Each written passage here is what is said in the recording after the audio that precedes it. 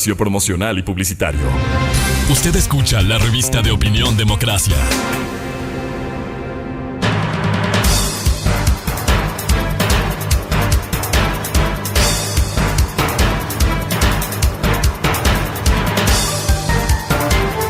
Ocho o 10 minutos en el territorio continental ecuatoriano, buscando la verdad y abogando por la unidad nacional en pro de la paz y la seguridad en el Ecuador. Queremos dar la bienvenida a nuestros siguientes invitados, la doctora Alicia Contero, es asesora de la organización no gubernamental Observatorio del Crimen Organizado, y el penalista y académico doctor Ramiro García Falconi. Les invitamos para hablar de la ley de extinción de dominio, partiendo de un hecho. Hay una ley que ha merecido reparos desde cuando se aprobara. Por ejemplo, el que para la extinción de un dominio de economías ilícitas hay que esperar una sentencia condenatoria y ejecutoriada. Y sabemos cómo funciona la justicia ecuatoriana cuando, a diferencia de otras leyes como la colombiana, son mucho más expeditas. En el caso ecuatoriano se está planteando, a través del cuarto proyecto urgente en materia económica, reformas legales, entre ellas la ley de extinción de dominio. Sin perjuicio de ello, también está presentada a la Corte Constitucional un pliego de preguntas en donde se pretende también agilizar procesos de extinción de dominio. Doctora Alicia Contero, muy buen día, gracias por atender a la revista de Opinión Democracia. ¿Cómo enfrentar este tema de la extinción de dominio con leyes mucho más expeditas en el Ecuador? Buen día. Buen día, Miguel, y a toda la audiencia.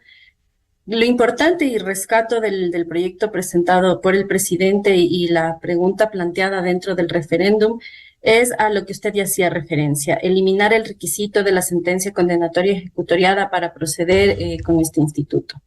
Si bien contamos con una ley de extinción de dominio, en efecto no contamos con el instituto jurídico, toda vez que actualmente depende de ese requisito. De manera que de ser aprobado este artículo en particular por alguna de las dos vías que se ha planteado por parte del Ejecutivo, pues recién empezaríamos realmente a contar con un instituto de extinción de dominio. ¿Cómo podemos hacerlo más viable? Pues el proyecto de ley plantea algunas reformas. La primera ya la he mencionado. La segunda, con algunas restricciones, también el tema de la imprescriptibilidad. Y algo que se vende dentro del proyecto de ley es también, y que tiene relación con cómo está planteado ante la Asamblea como un proyecto económico urgente, es la agilidad que se debe dar a estos procesos. Sobre esto hay que tener cuidado. Actualmente la ley establece un plazo de 12 meses para la investigación. Tomen en cuenta ustedes que esto es un cambio de paradigma de cómo se han llevado los procesos dentro del Ecuador. Lastimosamente, y a lo que usted hace referencia en el poco impacto que dentro del sistema penal se ha logrado tener frente a estas economías ilícitas, responde precisamente a la falta de investigación patrimonial de las personas procesadas y, en el caso particular, como estamos viviendo la situación actual, de las estructuras criminales. Cuando hablamos de la extinción de dominio, pues hablamos precisamente de un proceso que lo que busca y lo que se investiga son bienes. Estas son investigaciones complejas, más aún si pensamos que afectados de los bienes, es decir, quienes fungen como sus titulares, dentro de un solo caso pueden ser muchísimos. Y aparte, muchos de estos bienes pueden estar localizados en el exterior y depende también de la cooperación de la asistencia internacional para este tipo de procesos. De manera que si deberíamos decantarnos por los 3 meses planteados en la propuesta de reforma y lo que actualmente tenemos, pues lo que actualmente tenemos es mucho mejor y aún así resulta en algunos casos insuficiente. Doctora Contero, ¿qué significa el contar con un instituto de extinción de dominio? ¿Qué hace? ¿O qué debiera hacer? Pues con la extinción de dominio, tal como se están planteando, y ahí quisiera aclarar este tema. Tenemos por un lado el proyecto de ley económica urgente planteada por el presidente, en el que se elimina este requisito de la sentencia condenatoria ejecutorial. Tenemos, por otro lado, una pregunta de referéndum en la que también se está planteando dentro de los cambios eliminar ese requisito. Y tenemos una pregunta vía consulta popular en la que se establece que el presidente remitirá a la Asamblea un proyecto de reformas para su tratamiento en un tiempo mucho menor. Ahora, ¿qué significa el instituto en sí y por qué ahora no lo tenemos? Porque la extinción de dominio es un conjunto de procedimientos, de actividades independientes de las otras ramas. Y cuando hablamos de independencia, precisamente eso es lo que no tenemos ahora, porque la ley actual nos ata a que contemos con una sentencia en materia penal. Sentencia en materia penal que, como sabemos, lleva algún tiempo, mientras llega a ejecutoriarse, porque además debe estar ejecutoriada, es decir, debe haber utilizado todos los recursos procesales, deben haberse resuelto todos los recursos planteados por los procesados o por la acusación para que podamos contar con esa sentencia y solo así podemos proceder con la extinción como está establecido actualmente. En realidad, la extinción de dominio como opera es lo que se conoce también como el comiso sin condena. Es decir, que si bien pueden llevarse los procesos penales por un lado, esto no obsta que por otro podamos seguir haciendo la investigación de todo el patrimonio para poder determinar el vínculo de esos bienes con alguna de las causales de extinción. Y en resumen, esas causales de extinción lo que buscan es si el bien tiene un origen ilícito, es decir, es producto de una actividad ilícita, o está destinado a una actividad ilícita. Por cualquiera de esas dos vías son varias las causales por las que procede la extinción, pero básicamente podrían conglomerarse en estas dos que he mencionado. Y si es que se reúne alguna de esas características, que el bien en efecto o tiene el origen o se destina ilícitamente, pues procede una investigación de carácter patrimonial con miras a la extinción de dominio.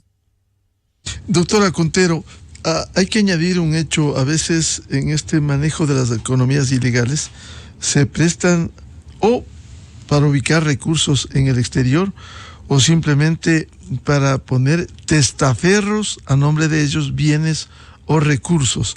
¿Cómo enfrentar eso? ¿Cómo combatir eso?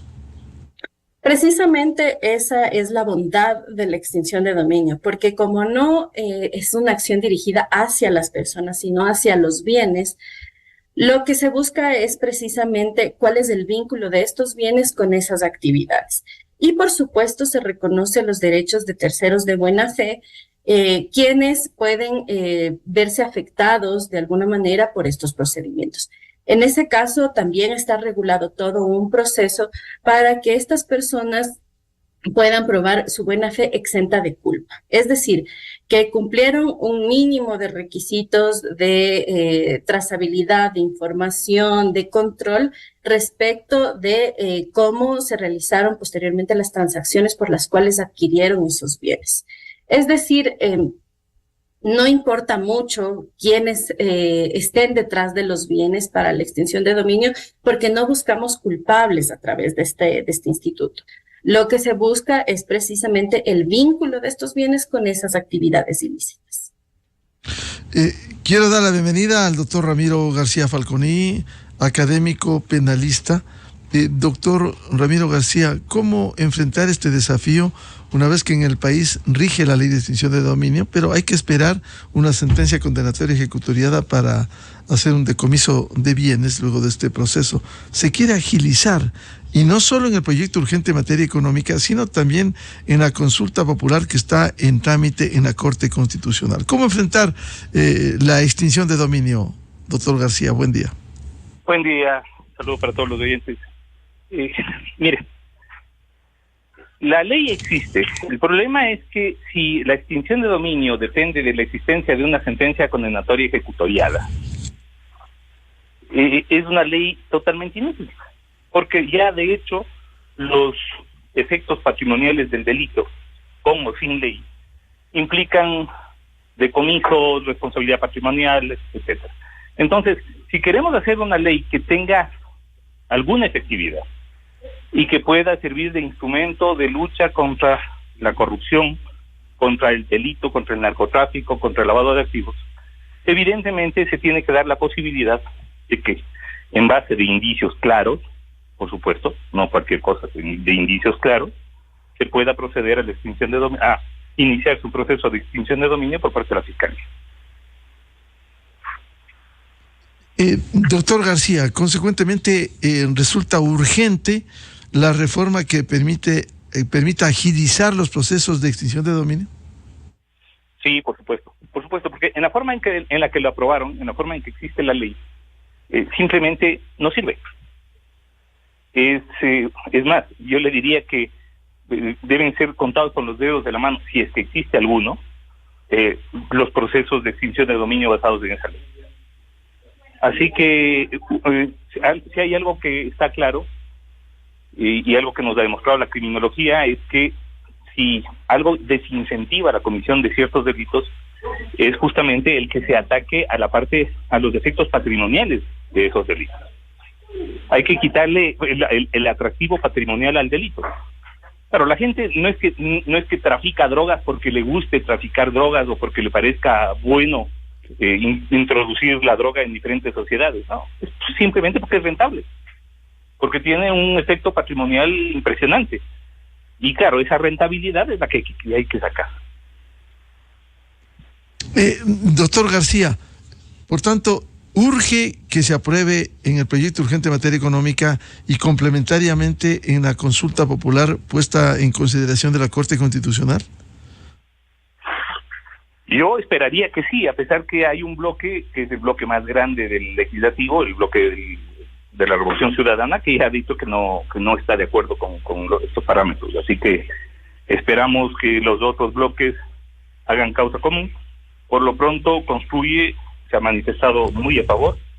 Habría que ver qué dice el Partido Cristiano y los demás bloques legislativos. Pero yo creo que esto es un imperativo. O sea, no puede ser que las fuerzas del orden estén luchando contra la criminalidad, que exijamos además a Fiscalía y a la Judicatura una actuación oportuna y pronta, y que el legislativo no cumpla su parte dotando a nuestro ordenamiento jurídico de un instrumento de lucha. Vuelvo con la doctora Alicia Contero.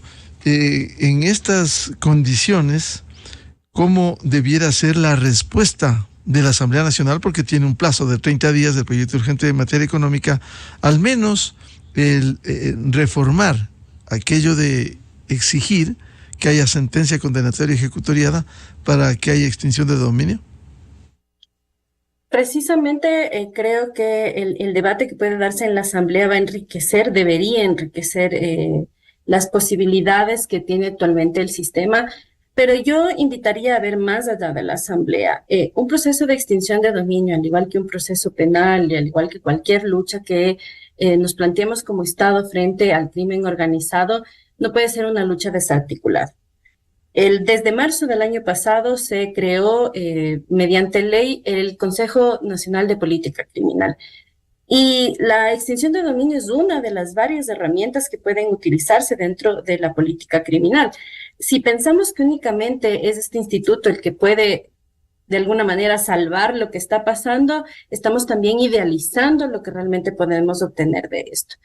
Lo que debemos hacer es trabajar en una política criminal integral, de manera que la extinción de dominio sea una de las herramientas que utilice el Estado dentro de su lucha contra el crimen organizado, sin dejar de lado las investigaciones de carácter penal u otro tipo de atenciones también, por ejemplo, en prevención, sobre tratar de contener los nichos desde los cuales las organizaciones criminales utilizan y captan a la gente que luego se une a estas bandas, entre otros instrumentos que puedan utilizarse. Y evidentemente esto va a implicar un cambio de cultura en el sistema investigativo y en el sistema judicial, toda vez que las sentencias de carácter penal más bien nos dan muestras de cómo la búsqueda de los bienes y la afectación a las economías criminales no ha sido una prioridad para el sistema judicial.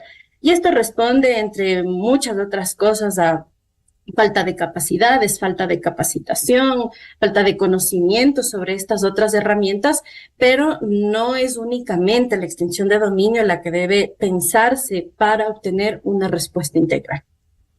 Doctora Contero, usted ha dicho la necesidad de una política criminal integral. ¿Cómo lograr eso?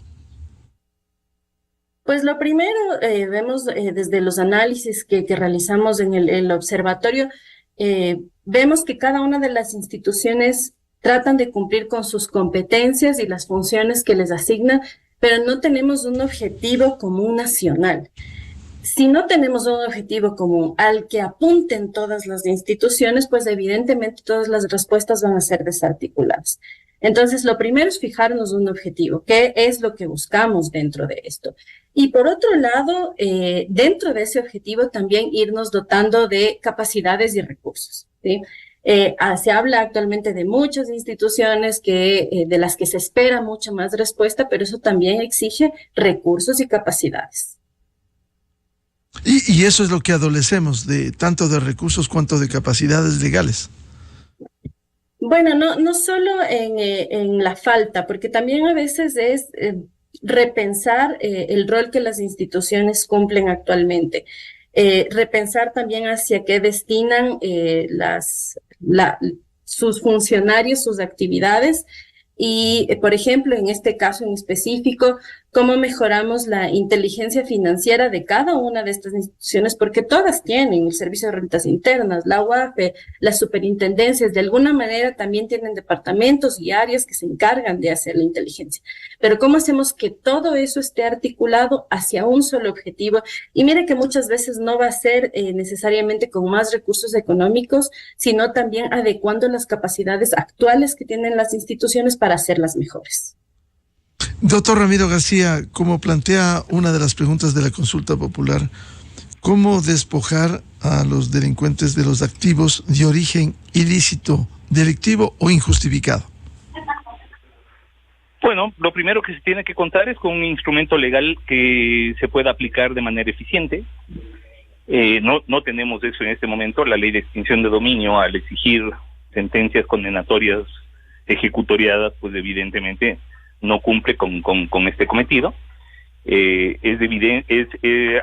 Una vez que se produzcan las reformas legales, se tiene que exigir también la implementación de la infraestructura administrativa que vaya direccionada hacia atacar estos efectos patrimoniales del delito.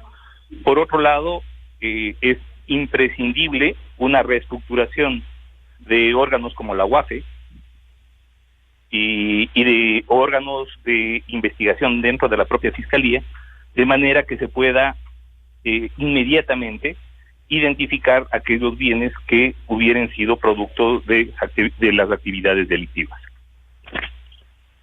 ¿Y cómo establecer una política criminal integral en este sentido, doctor García? Bueno, a ver, si hay algo que puede luchar contra los efectos patrimoniales del delito, si hay algo que puede desincentivar los efectos económicos, es una actuación eficiente y coordinada de la institucionalidad. O sea, si la institucionalidad funciona, los controles funcionan y se puede combatir eficientemente el delito. Si, por ejemplo, si Contraloría funciona, se va a poder identificar los defectos patrimoniales de los delitos contra la administración pública. Pero si tenemos contralores, como hemos tenido en el pasado, que en lugar de controlar el gasto público les ayudaban a contar los billetes, entonces evidentemente pues ahí no hay sistema que funcione. Entonces podemos cambiar la ley las veces que sea, podemos aprobar las mejores leyes, que si no tenemos una estructura institucional que pueda aplicar eficientemente esas leyes, esos mecanismos de control y de reacción frente a los defectos patrimoniales del delito, difícilmente esto va a poder cambiar. Doctora Contero, decía el doctor García, el tema de pleno funcionamiento de organizaciones, de instituciones como la UAFE, ¿cómo debiera servir mucho más eficazmente en el control de los recursos? Mire, como le decía, si es que los objetivos no son únicos y las actividades no están dirigidas a ese objetivo único, evidentemente va a haber esta desarticulación. Tenemos, por ejemplo, algunas amenazas claramente detectadas.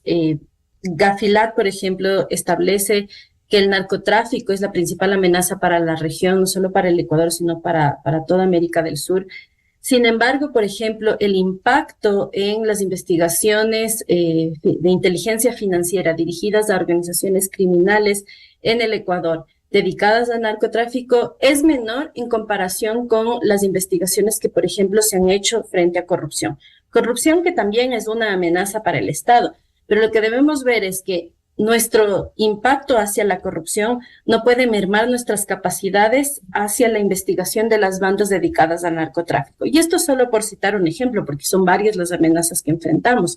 Y asimismo, si las instituciones no tienen conocimiento de qué amenazas enfrentan, porque como le decía, muchas de estas instituciones cumplen también roles pensados en las décadas anteriores, ¿sí? Nunca, creo yo, en los 80s, en los 70s, las superintendencias, por ejemplo, como entes de control, pensaron que sus funciones iban a ser, más allá de quizás, hablando de compañías, la creación de posibles compañías con otros efectos, sino ahora cómo estas compañías pueden ser utilizadas a través de las bandas criminales también, no solo con miras a delitos como lavado de activos, sino también otras cosas, algunas de las que han aparecido últimamente, por ejemplo, estas compañías vinculadas con procesos de contratación pública cuyos dineros vienen precisamente de actividades criminales. Entonces, es también repensar esos roles de las instituciones y eso nos plantea un reto como Estado también de modernizar y articularnos hacia las reales amenazas que enfrentamos y en medida de la proporción de esas amenazas también disponer a las instituciones, a sus funcionarios y a sus recursos para atenderlas. Doctora Contero, ¿no sería bueno también auditar, investigar la tarea que cumple la UAFE, que su saldo es muy exiguo, muy insuficiente? Se ha señalado que ha habido durante los últimos años centenares de investigaciones y creo que una decena de procesos solo han sido judicializados. ¿No debiera, digo, la Contraloría u otra institución revisar lo que se hace en la persecución de este enriquecimiento ilícito? Mire, es evidente la necesidad de reformular instituciones como la UAFE y hablando desde cosas menores como la presencia dentro del territorio. Dentro del observatorio, algunas de las cosas que hemos realizado es precisamente talleres dentro de algunas regiones del país y se echa de menos la presencia de la UAFE dentro de esos lugares, digamos, más allá de las ciudades grandes en las que estamos tradicionalmente más acostumbrados a ver presencia del Estado y por ende mayor cantidad de controles dentro de esos lugares. Pero provincias un poco más alejadas, ciudades más pequeñas, que también han sido nichos de las organizaciones criminales y en las que muchos funcionarios públicos y privados nos cuentan que es necesario también contar con esa, no solo presencia, sino también retroalimentación de las acciones, porque de nada nos sirve generar informes financieros si a la final quienes también los elaboran no ven resultados de su trabajo o no saben, por último, si su trabajo está mal hecho y por eso está siendo desechado cuando finalmente es analizado. Entonces, se necesita no solo ampliar la cobertura, sino también contar con protocolos claros, saber bien hacia dónde deben dirigir los esfuerzos de estos funcionarios o de estos empleados del sector privado para articularse a la política nacional. Doctor Ramiro García, este tema de la UAFE, ¿no sería bueno investigar, auditar las tareas que ha cumplido? Porque durante los últimos años se ha señalado que ha tenido centenares de investigaciones y lastimosamente no más allá de una decena ha sido judicializado. Sí, bueno, a ver, yo creo que es evidente que la UAFE no ha cumplido en los diferentes periodos pues el cometido para el cual fue creado. El porcentaje de casos que llegan a judicializarse en relación a la cantidad de casos que se denuncian, creo que es mínimo. En un país en donde si tenemos toneladas de droga, tenemos miles de toneladas, porque ya no son cientos, son miles de toneladas de droga, son cientos los que se incautan, pero son miles lo que pasa por acá. Evidentemente estamos también hasta los ojos del lavado de activos. Y sin embargo, nadie lo ve. nadie hace nada, y es más, es un poco como que si este estatus de complicidad por omisión es la tónica que marca la gestión, ¿no? Es decir, hay miles de millones de dólares que con seguridad ingresan a los grupos delictivos por sus actividades relacionadas con el narcotráfico y otras actividades delictivas. Y sin embargo, pues esos dineros no son identificados, pasan por la cara de las instituciones como la UAPE y nadie dice nada, nadie lo ve. Y el tema de la contratación pública, doctor García, por ejemplo, hay casos como el de Manabí, en donde se determinó que hubo contratación pública con supuestos empresarios que iban a hacer obras, vías, simplemente empezaron a hacer las obras sin recibir dinero, o sea, para lavar esos recursos. ¿Cómo ser más rigurosos en la contratación pública? Bueno, yo creo que si hay algún sistema que ha funcionado tradicionalmente mal, es el de la contratación pública. No solamente porque ha permitido la corrupción dentro del sistema, sino porque ahora, pues, inclusive se da un nuevo fenómeno que usted lo acaba de describir adecuadamente, que es la impregnación de la criminalidad organizada en la contratación pública. Miren los chats del caso Metástasis. En los chats del caso Metástasis, Salcedo le dice a Norero: hay que comprarnos instituciones, es decir, hay que poner algunos cientos de miles, de esa manera se pone a nuestra gente, entre comillas, y claro, lavamos plata, queda un contento, y es más, hacen no solamente que lavan plata, sino que hacen negocio.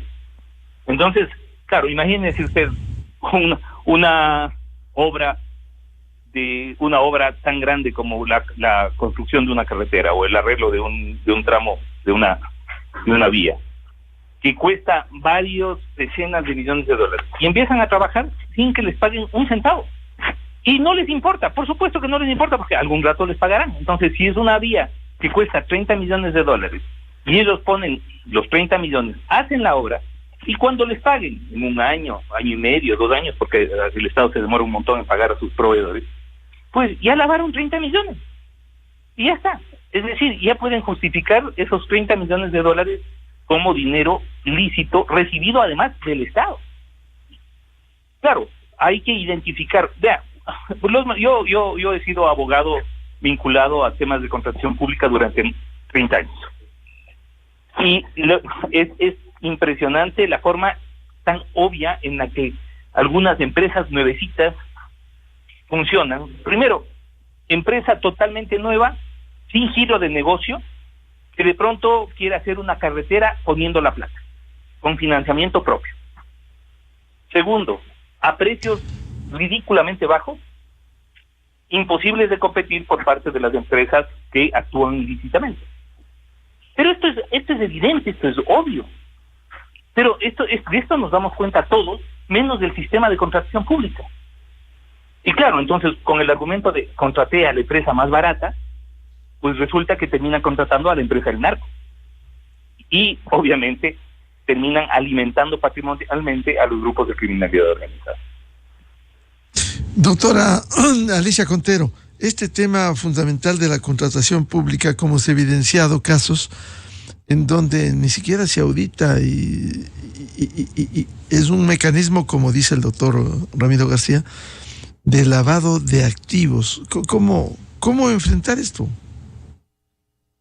Justo lo que le decía previamente y el ejemplo puesto por el doctor García evidencia cómo las instituciones, los protocolos, las herramientas con las que contamos no necesariamente piensan y no estaban diseñadas para enfrentar este objetivo, por ejemplo. Sí, vemos que algunas de ellas pudieron haberse quedado cortas en el combate contra la corrupción, pues evidentemente su respuesta frente a la posible incursión de actores criminales incrustados dentro del Estado para utilizar estos procedimientos va a ser mucho menor. Y esta es precisamente la necesidad de contar con todo este andamiaje articulado dentro del Estado para levantar todas estas alertas, para poder prever protocolos realizables y protocolos que realmente tengan un impacto, porque de nada nos sirve tener varias instituciones que cumplen cada una con roles a veces bien, a veces mal, a veces bastante deficientes, si además no medimos los resultados de sus gestiones.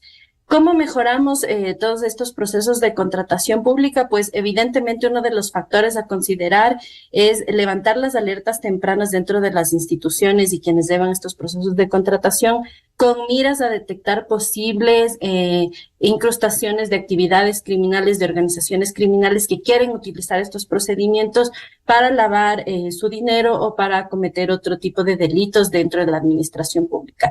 Lo que debe llamarnos la atención es que a nivel mundial y en el Ecuador en particular, la participación de actores estatales dentro de actividades criminales va aumentando mientras las capacidades del Estado van disminuyendo en cómo controlar, cómo alertar, cómo sancionar este tipo de actividades. Y a la final, lo más grave de todo esto es que va quedando una sensación de impunidad frente a lo que pasa. Y eso es gravísimo porque no solo que nos lleva a la desazón de no ver a las personas condenadas, a quienes cometen crímenes condenados y de alguna manera pagando sus responsabilidades, sino también en el sentido de que esto es un desincentivo para la democracia, ¿no? Que una de las funciones bases del Estado, que es la justicia, no pueda funcionar de la manera adecuada, que no existan los controles desde las otras áreas del Ejecutivo o de otras funciones del Estado que deben responder a esto, pues lo que termina minando es la democracia y el fortalecimiento del Estado. Por ello, doctora Contero, es importante el fortalecimiento de la institucionalidad y no el debilitamiento, como se ha evidenciado en el Ecuador. Lo que debe entonces precisamente pensarse es, mire, cada una de las autoridades o gobiernos pueden tener sus planes, pero más allá de las autoridades, lo que debemos buscar es este plan nacional. Si no tenemos nuevamente estos objetivos articulados, estos objetivos realizables dentro de periodos claros de tiempo también, porque así como hablábamos de la extinción de dominio, es irreal pensar realmente que en 3 meses puede llevarse una investigación de extinción de dominio y sobre pretexto de agilizar los procesos queremos más bien generar otro nicho de impunidad, porque lo que va a terminar pasando es que si aminoramos de tal manera el tiempo que tenemos para realizar una investigación dentro de la extinción de dominio, lo que va a terminar es precisamente en impunidad, no en agilidad, no en mejor respuesta, sino en impunidad, porque lastimosamente la Fiscalía dentro de 3 meses no va a tener el tiempo necesario para realizar la investigación y eso en lo que va a terminar es que tengan que archivar esos procesos. Entonces es pensar no solo en obtener resultados pronto, sino en obtener resultados sostenidos. Y otra cosa que, digamos, extraña mucho dentro del Estado es además contar con cifras reales, con cifras claras y con cifras que concuerden entre las instituciones sobre la respuesta que el Estado está teniendo frente a las diversas actividades criminales. ¿Y esas cifras, doctora Contero, existen esas cifras? No existen. Precisamente uno de los grandes resultados del observatorio es dar estas cifras. Y por eso, uniendo un poco más abonando a la discusión sobre que se ha hecho, por ejemplo, datos sobre lavado de activos, me parece súper relevante que en nuestro último análisis del 2020 al 2022, el 60% de los casos por lavado de activos sentenciados en el Ecuador utilizaron todavía la ley de lavado de activos anterior, ¿sí? Y eso ustedes podrían decir, bueno, ocurrieron los hechos antes y se les aplicó la ley correspondiente, por supuesto, pero eso nos da miras en tiempo, en relación al tiempo que está tomando desde que se cometieron los hechos hasta que estamos teniendo un resultado de la justicia. El 60% de estos casos de lavado de activos fueron juzgados con la ley de lavado de activos anterior, lo que significa que entre los hechos de lavado y la sentencia que obtuvieron finalmente por ese delito, pasaron por lo menos 8 años. Entonces podríamos decir, tenemos 8 años de retraso dentro del sistema frente a la actividad criminal. Y eso también tiene que alertarnos, necesitamos ser más eficientes porque así como digo, necesitamos más tiempo para investigar, pero no puede tomarnos tampoco 8 años. Doctor Ramiro García, ¿cómo ser más eficientes? Más aún, casi con los cambios de gobierno, lo que se hace es ejercitar planes. Y voy a citar el del gobierno anterior, en donde se dejó organizado, este fue el anuncio, un sistema nacional anticorrupción estatal. Y vemos que en la práctica eso, ¿por qué no funciona? Mire, y yo creo que uno de los temas que nos pasa factura todo el tiempo es la escasa institucionalidad que se refleja en muchos aspectos, ¿no? Uno de los problemas es que, como usted dice, cada que llega un nuevo gobierno quiere reinventar los sistemas y las instituciones. Entonces no existe ninguna continuidad. Es más, políticamente se valora negativamente la continuidad de funcionarios. Lo primero que se le critica a un gobierno es cómo es posible que mantenga funcionarios del anterior, no importa de cuál sea, del anterior. Entonces, claro, eso genera esa falta de continuidad, sumada a una débil institucionalidad, genera que los sistemas funcionen muy mal y que no exista una continuidad de planificación, de ejecución, de proyectos, de nada. Y claro, esto por supuesto nos pasa factura muchísimo también en materia de seguridad y control de la corrupción. Doctor García, ¿usted cree que hace falta una política permanente y voluntad política para ser más eficientes con la extinción de dominio de bienes mal habidos? Sí, sin duda. Porque, a ver, primero, voluntad política del legislativo para aprobar las reformas necesarias. Luego, voluntad política del gobierno para dotar del presupuesto que van a necesitar las instituciones de investigación y control. Luego, voluntad política de esas instituciones de hacer su trabajo adecuadamente y no constituirse en organismos de encubrimiento de corrupción y delito. Es decir, voluntad política por todo lado, sin duda. Doctora Contero, si faltan actores estatales, si falta institucionalidad, falta voluntad política, como decía el doctor García. Primero, para aprobar estas reformas en la Asamblea Nacional y segundo, para aplicarlas. Pues es que precisamente no podemos depender de la voluntad política. Necesitamos un plan que considere un límite temporal claro y largo, porque como decía, nada de esto se va a conseguir en el corto plazo. Y se necesita política, porque en realidad lo que ahorita tenemos son actividades, competencias, funciones desarticuladas. No tenemos realmente política y por eso mi llamado a que ya una vez creado mediante ley este Consejo Nacional de Política Criminal, se lo convoque, se empiece a articular y además que el Consejo funcione de una manera permanente, no solo dependa de las reuniones de las máximas autoridades eventuales que se puedan hacer, sino que sea este Consejo el que canalice los datos, el que canalice el impacto que están teniendo las actividades de las instituciones y el que luego dé respuestas si deben reformularse, deben replantearse las estrategias que se están utilizando. Pero si no tenemos datos, no sabemos cómo está funcionando el sistema, no sabemos cómo está impactando el sistema, entonces en realidad las acciones que se están elaborando es en base un poco a la intuición de quien está al mando de estas instituciones. Entonces hace muchísima falta datos y hace muchísima falta el análisis de esos datos frente a las actividades que deben realizar todas las instituciones involucradas con el combate a las diversas formas de criminalidad. Doctora Contero, si uno compara experiencias como la colombiana u otros países, ¿qué debiera cambiar aquí, partiendo de una sólida institucionalidad? ¿Cómo son ágiles en otros países como Colombia para la extinción de dominio? Bueno, también responde a que Colombia nos lleva décadas en el uso ya de la extinción de dominio y lo primero que debemos hacer es empezar a aplicarla, ¿sí? Porque evidentemente una economía dolarizada en medio de toda la región va a ser sumamente atractiva para las organizaciones criminales que buscan lavar aquí su dinero, sumado a lo que se ve que es un bajo impacto dentro del sistema de justicia, a esas economías ilícitas. Dentro de los análisis del observatorio veíamos, por ejemplo, casos de delincuencia organizada, el impacto real financiero a las organizaciones fue de apenas del 7%. En caso de lavado de activos fue apenas 1/3 del monto lavado de las sentencias correspondientes al periodo 2020-2022. Entonces, si vemos esto, somos realmente como apetecidos por las organizaciones porque no hay un real impacto a sus economías criminales. Entonces, ¿cómo lo mejoramos?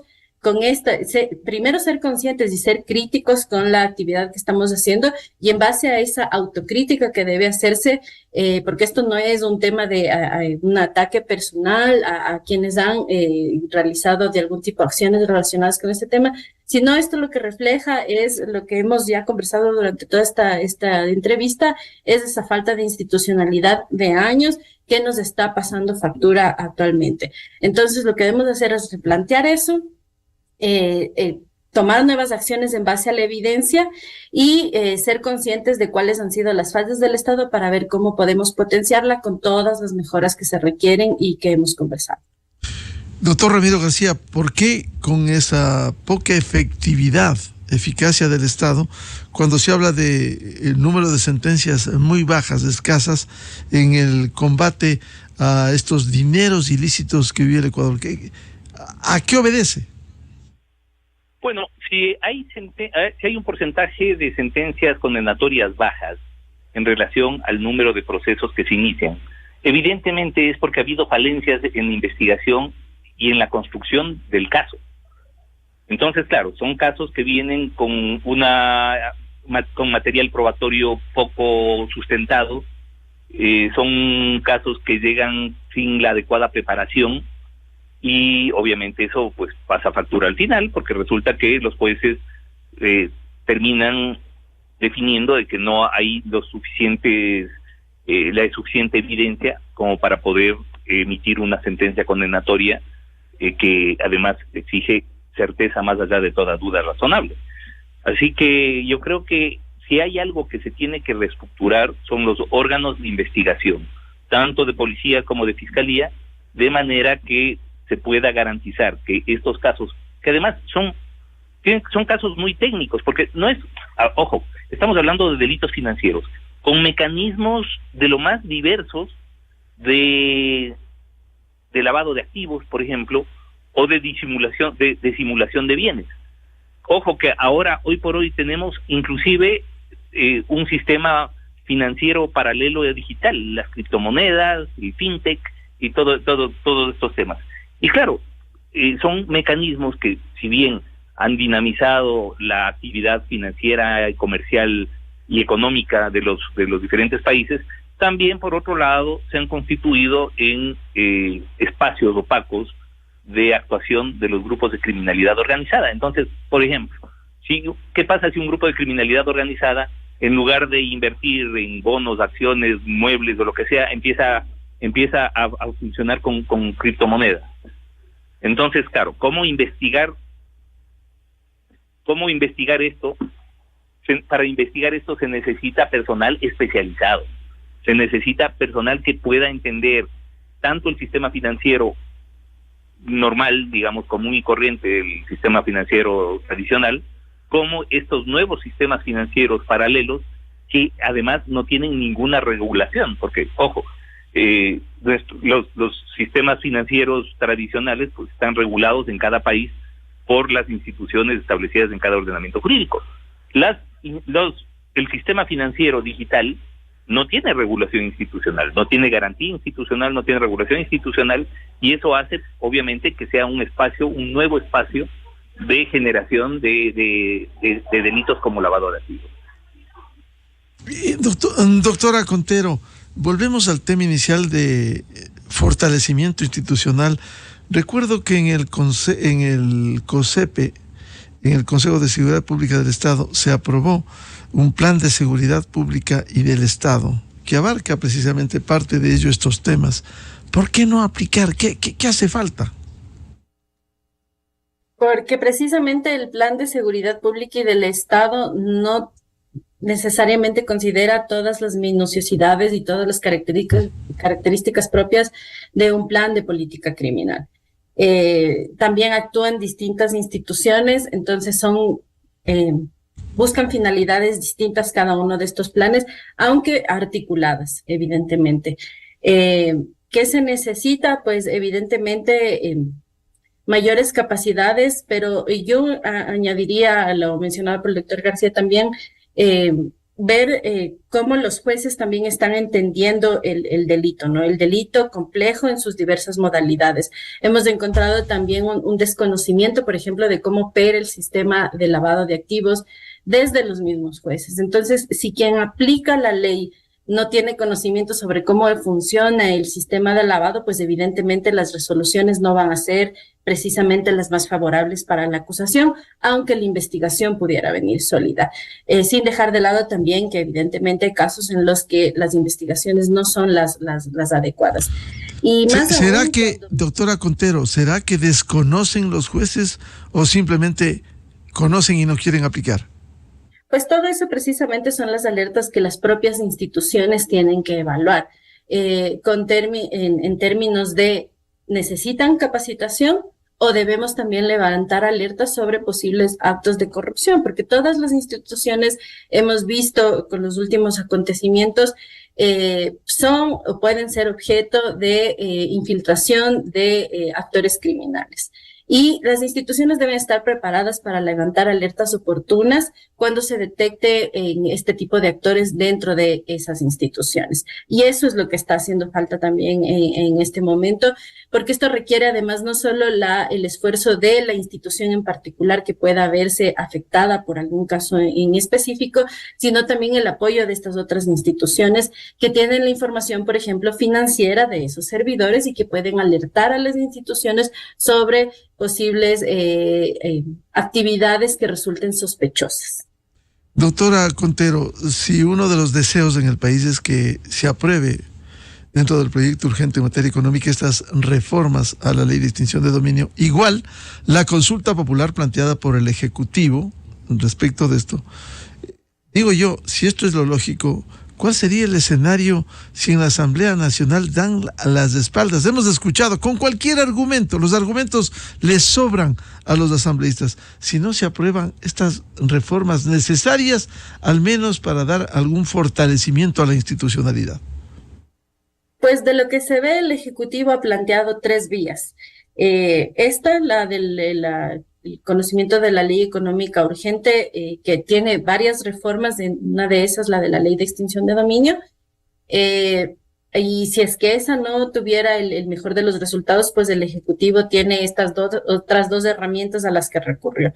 Vía referéndum con reformas específicas a 2 artículos de la ley de extinción de dominio y a las competencias en la Constitución sobre las potestades de la Fiscalía dentro de la extinción de dominio, y finalmente vía consulta popular una pregunta adicional que establece en realidad una carta abierta, porque lo que se está consultando es si se está de acuerdo con agilizar los procesos de extinción de dominio, pero el anexo lo que establece es que será el Ejecutivo el que remita un proyecto de ley a la Asamblea para su tratamiento expedito.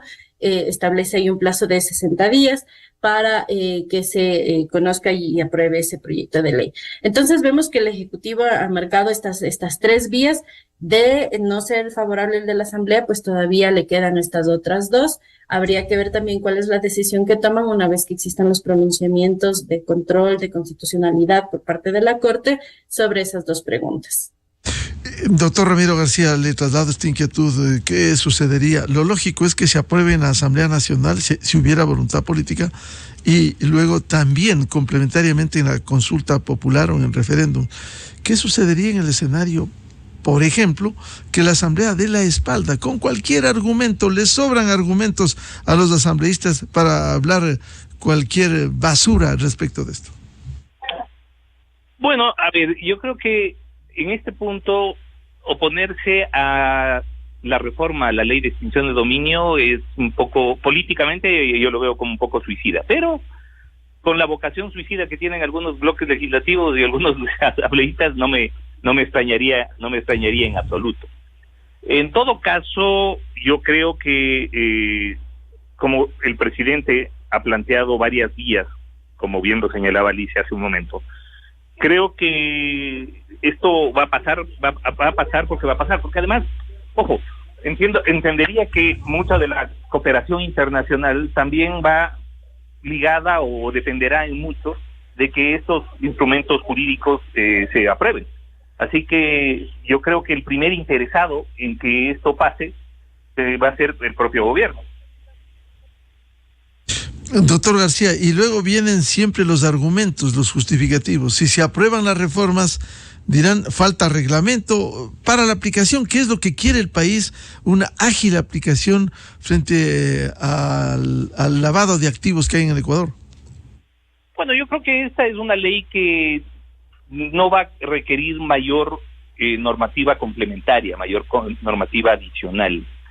Creo que es una ley que tiene que, por técnica legislativa, debe procurar explicarse por sí sola en el texto legal, porque sí, claro, si es una ley totalmente general y laxa, con una cantidad de vacíos y espacios de interpretación, pues ahí dependeremos nuevamente de que las instituciones las apliquen adecuadamente o no. Entonces yo creo que esta tiene que ser una ley bastante específica, en la que se determinen claramente los mecanismos de extinción de dominio, los presupuestos, los requisitos, los límites, y de esa manera pues dotar al país de un instrumento de lucha contra los efectos patrimoniales de la delincuencia, que es al final del día de lo que se trata, ¿no? Volvemos al tema inicial, doctora Alicia Contero. Este proyecto, al menos de la Asamblea, debiera pasar para no esperar esto que hemos hablado esta mañana, esperar una sentencia condenatoria ejecutoriada para ser ágiles en la extinción de dominio de bienes mal habidos. En ese aspecto, por supuesto, debe eliminarse el requisito de la sentencia condenatoria ejecutoriada para realmente contar con la extinción de dominio dentro del país. Y respecto a otros temas del proyecto, pues evidentemente lo que requieren es análisis y el debate que se espera de la Asamblea para mejorarlo, porque solo el tema que les he mencionado sobre los plazos que se acortan deben ser realmente estudiados y debe responder a un real objetivo común de tratar de impactar a las economías con toda la técnica, con toda el conocimiento que se requiere sobre este tema. Y pues la comisión que tiene actualmente el conocimiento de este proyecto debe enfrentarlo de esa forma, y las bancadas se esperaría también por parte, y creo, del país, que puedan tomar las mejores decisiones basados en lo que se requiere, pero además en lo que le está haciendo falta a la ley de extinción de dominio actual para poder ser realizable, no solo en términos de tener procesos más rápidos, sino ver cómo estos pueden sostenerse. Si luego el producto de esta discusión va a generar en que tengamos unas nuevas reformas posteriormente, pues evidentemente no va a servir de mucho que sigamos con estas discusiones. Más bien, tratar de hacer estas reformas, pero a la vez ya tener resultados judiciales respecto a la extinción de dominio. Bien, muchas gracias por ilustrarnos en este tema fundamental, reformas a la ley de extinción de dominio, a la doctora Alicia Contero, del Observatorio del Crimen Organizado, y al doctor Ramiro García Falconi, académico y penalista. Muchas gracias. Muy buen día. Buen día, gracias. Con esto cerramos la jornada de entrevistas y debates, la opinión diversa y libre en la revista de Opinión Democracia. Les recomendamos, ya viene en ExaFM, Show de la Papaya, y a los miles de seguidores de la revista de Opinión Democracia, muy amables, les deseamos un feliz jueves a todos. ¡Felicidades! La revista de Opinión Democracia, buscando la verdad en todas